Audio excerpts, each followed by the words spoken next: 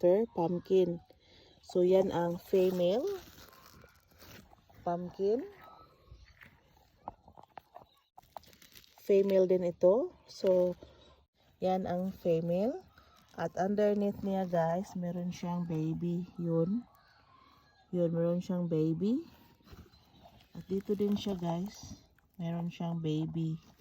So the male flower is like this. At saka there is no baby. Okay? So that's the difference between male and female flower pumpkin. We're going to hand pollinate our pumpkin.